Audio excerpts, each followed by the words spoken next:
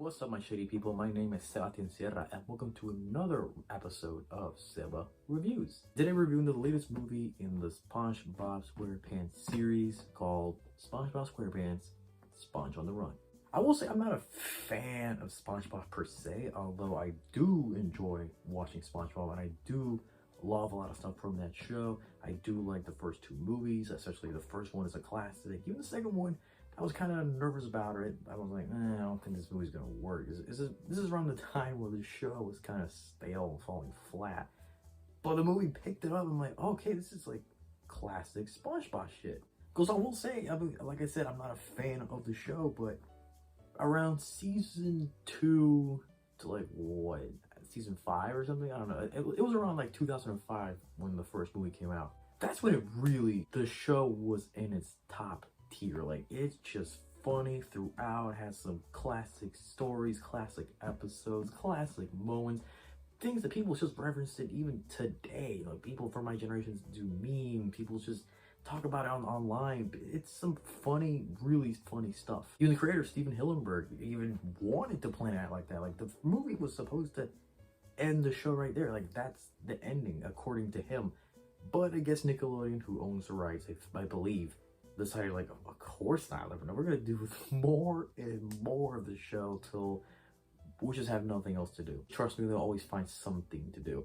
And that's when the show, for me, it just fell flat. I was already getting older, but you know, it still have the humor and that edge, because that's the thing that the show has. It has like a little bit of edge, a little bit of adult humor, but still under this kiddie cute image that, you know, not a lot of people think, but there's some edge to it. Once Steven Hillenburg left the show, you felt like his presence was gone. Whatever was there, that humor, and although there's a lot of stupidity in the show, it's done on purpose, but also there is some cleverness behind it.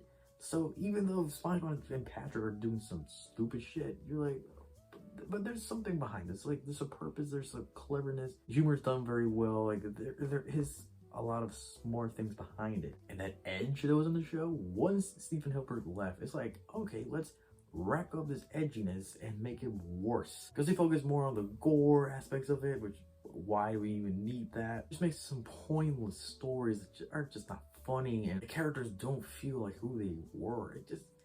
It was not good. I remember seeing some stuff, and even I saw some of the recent stuff that's on Nickelodeon right now. They changed animation completely, by the way.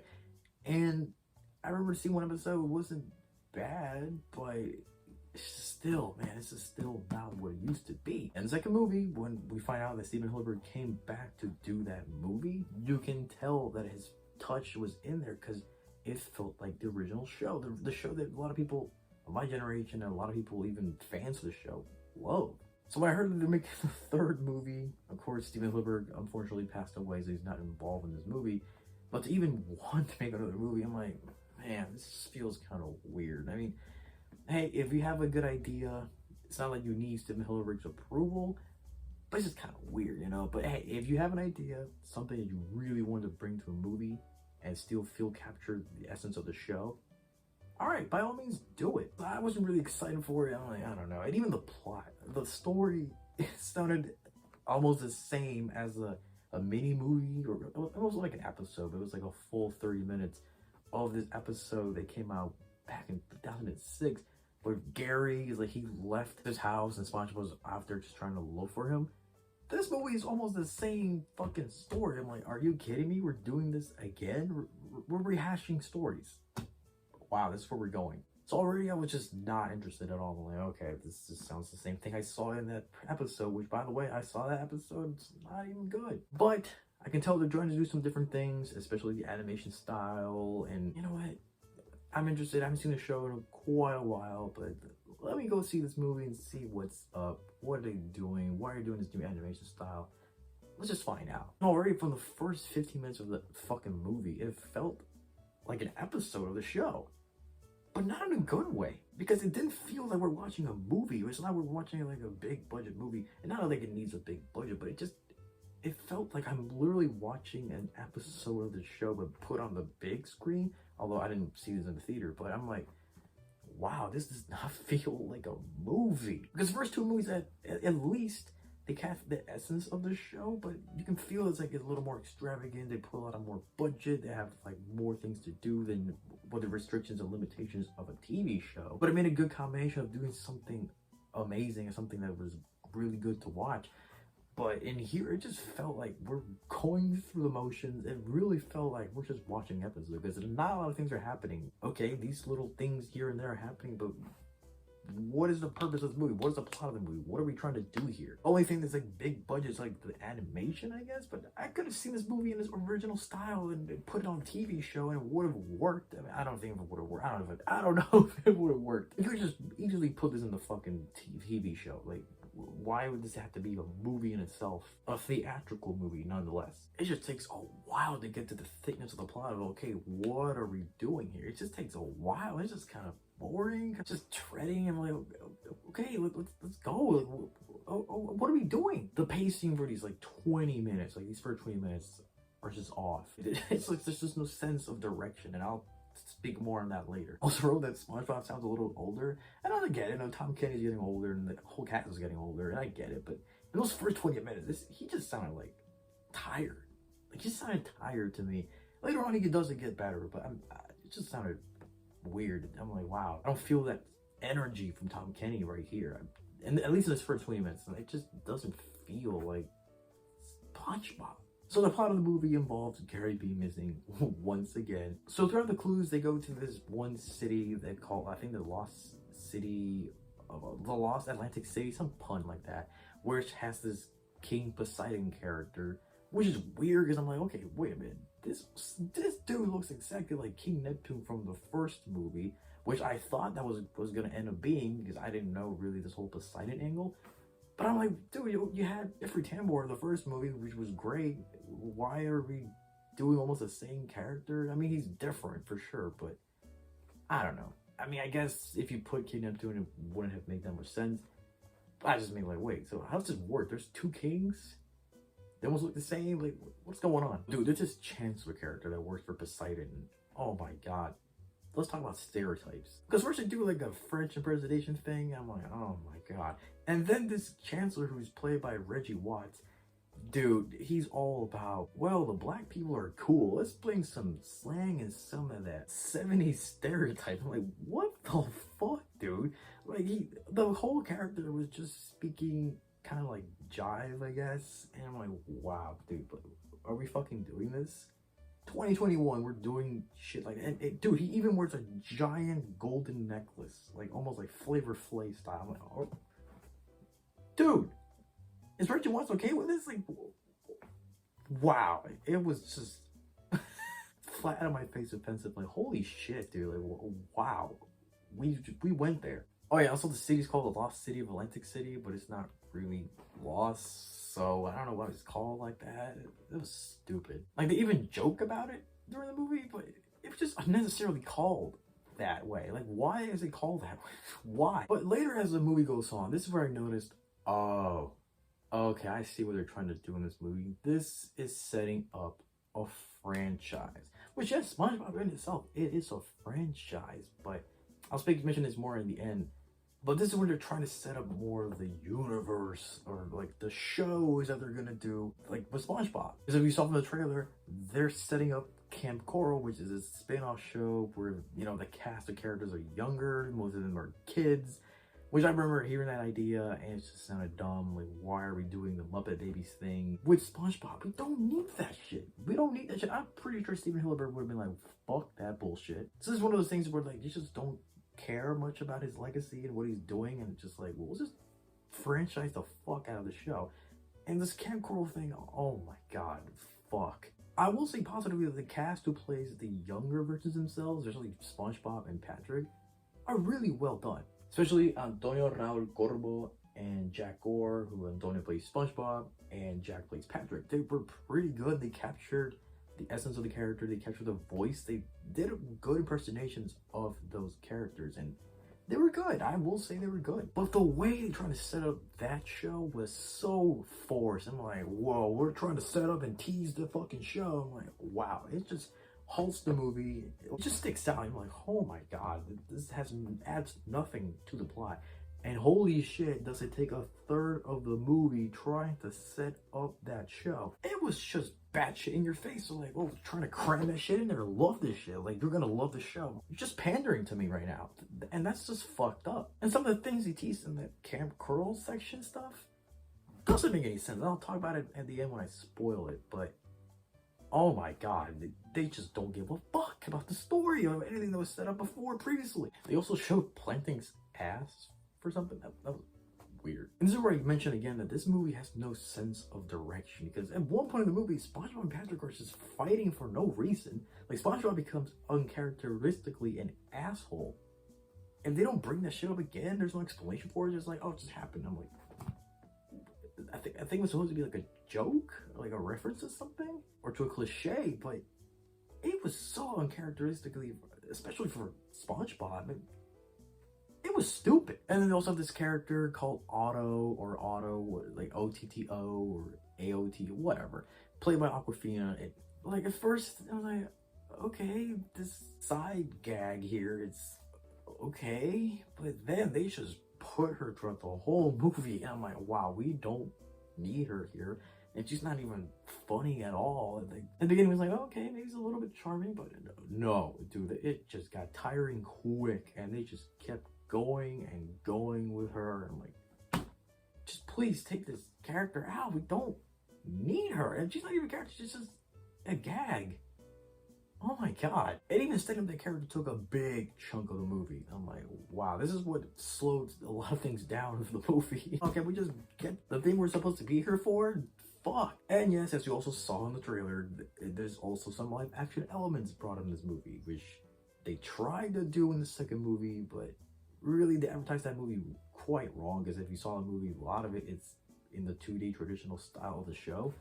Like, the last third of the movie is this live action setting. And the reason why we're doing this live action stuff doesn't work out. I mean, hell, they even do it in the first movie and it worked out perfectly. But in here, oh my god, dude, right now, I still don't know what the fuck happened. Like, literally, they don't even explain it. They try to explain it, but they really don't make a good job out of it, or just don't put that effort into it. Just like, oh yeah, we're here, this happened, and okay. Didn't make any fucking sense. And the whole live action stuff in the movie was terrible. It sucked. It makes it unnecessarily complicated and convoluted. Like, why couldn't you just make this simpler than what it should have been?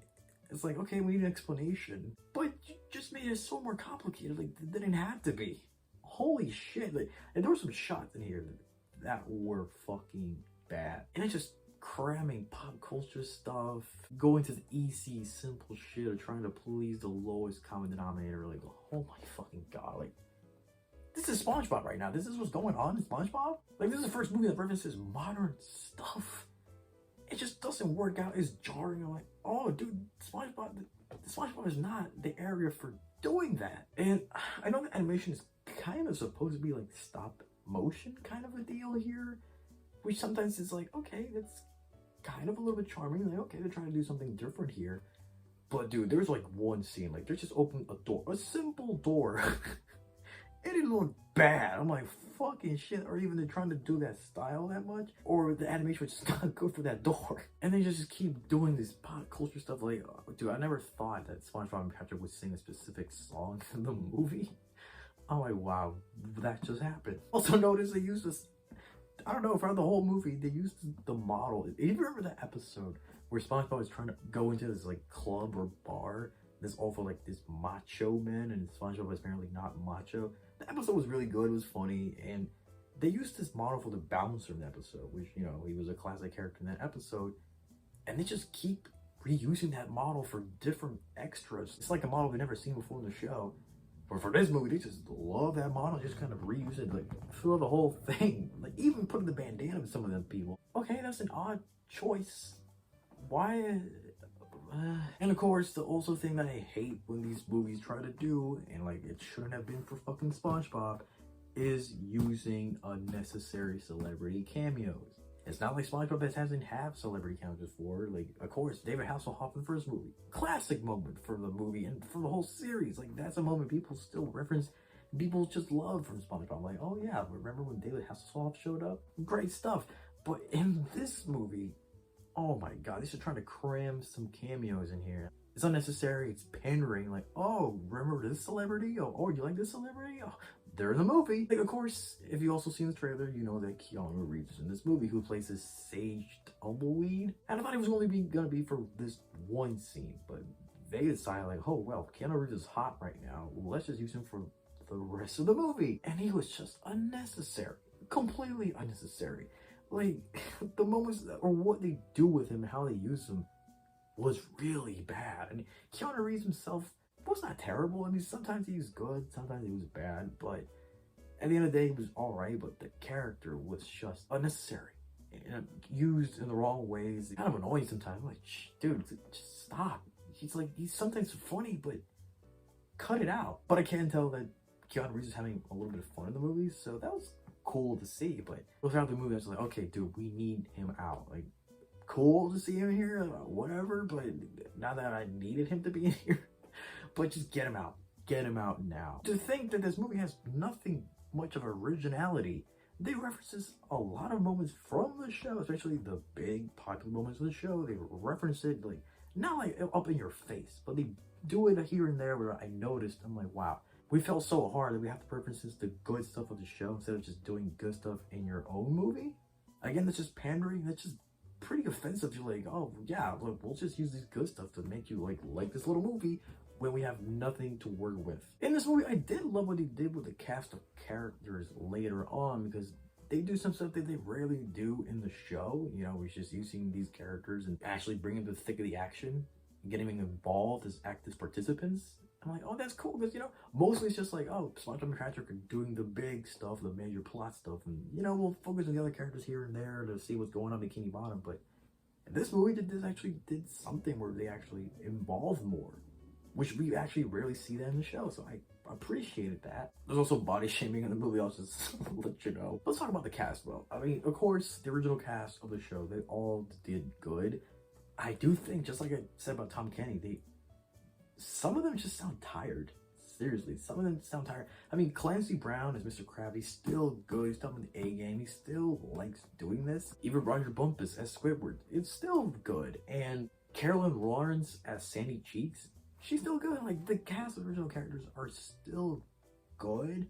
I think even Mr. Lawrence as Plankton, he was good, but I don't know if I can tell that maybe he's like a little bit tired, but it felt like they weren't like super invested in this material like they've had previously. And I will say that, you know, this new character of King Poseidon, who's played by Matt Berry, I don't know, I've never heard of him, at least that I know of. He was just shit. The character was pointless. He wasn't even in the movie that much, and I was like, he's just completely wacky and weird. Like, just weird but not funny. Do we need this character in here? No, we do not. He's just one of the worst part of the movie. It's not like, oh my god, he's terrible, he ruins the whole movie, but I didn't need him here. Didn't need him here, and Matt Berry was fine with it. Just the whole, like, talk like this, and it was just annoying. It's just this movie, dude. This movie is a travesty of what the fucking show used to be. It's a shell of what it used to be, but it's not what it used to be, because, like, it doesn't capture the essence of that show at all. It's just like, oh, we're using these characters, and we're just franchising the fuck out of this because we're gonna make these different spin-offs. We're focusing on the money. Like, we're not focusing on making a good story and just having that essence here. It's out. It's not in this. Like, again, the whole plot point of Gary being missing, that's not even the important part here. Because a lot of this movie, really what it was, it's just using these different things. Like, okay, we're gonna be here. Now we're gonna do this. And they cobbled up a lot of things that mount up to nothing, because the plot, you know, the important plot detail of Gary being missing, that's not really important part in here. It's just different moments spliced up together into not a cohesive film. It's just an abomination. Like, wow, I can't believe they just do this. Like, how can they do my boy SpongeBob like this? Also, speaking of the animation, like, Sandy's design looked weird, just like scraggly fur. Like, they're trying to look like realistic, but she just looked weird. She looked like cracked out the whole thing. The movie can be funny sometimes. It can be fun in some moments, but most of it is boring. It's tedious. It's dreading. It's nothing inventive. It's just, we're putting all these little moments, like these lazy not much effort put into this fucking writing. Bullshit. It was bullshit. And again, this whole movie, most of it was just trying to set up the fucking spin-off show, but they trying to focus on making a good product here. Not at all. Kids could enjoy this movie. It's a relatively harmless movie, but I think even some kids might be just bored watching this movie because there's not a lot of things happening and not anything clever or interesting. It's just going through the motions and we're not putting that much effort. Like for SpongeBob, they should have done way better things for SpongeBob, knowing that there's a good track record of doing good to great stuff. And to just put even the C level game, it's unacceptable for SpongeBob. Like, this is really one of the worst things I've ever seen from SpongeBob. I don't think it's the worst thing, because I do think like that era of like 2008 for SpongeBob, that's really bad. Like, dude, that's some shit. But this is really one of the worst things, and obviously the worst SpongeBob movie I've ever seen. This fucking shit sucked. And to even want to make an in memoriam to Steven Hillenburg, it's a slap to the fucking face, like, to his memory and whatever he fucking did, because it doesn't even capture anything like that. Nothing, not even close. So yeah, I'll give this fucking movie a 3 out of 10. It sucked. I mean, I don't know, they actually gave a damn in this movie, but fucking sucked. I couldn't believe I saw this movie. So some spoilers here I wanted to say. The thing from Camp Coral doesn't make any sense, because they explain in here how, oh, this is the first time that Sandy met SpongeBob. And like, no, it did not. Are you retconning the show already? You're retconning the show because she met SpongeBob in the show. Season 1 had this whole episode of having her come into here and, you know, being this new character, this newcomer. That was a whole story of one episode. So you're telling me you're retconning all that shit, and you're like, oh, no, really? They actually met when they were kids in Camp Coral. The fuck? And then like, oh, Mrs. Puff was in SpongeBob's life since he was a kid. What? Mr. Krabs also there. What? And they're doing all these things like already, just shoving all these things for the setting of when they were children. It just doesn't make any sense. And trying to come up with these like origins shouldn't have been there. And really, like, wow, like, are you telling me like all these characters met each other when they were kids? That's just stupid. I will say that I didn't mention it because I want to spoil it, but I did like Plankton being in the crew that tried to save SpongeBob. I thought that was cool.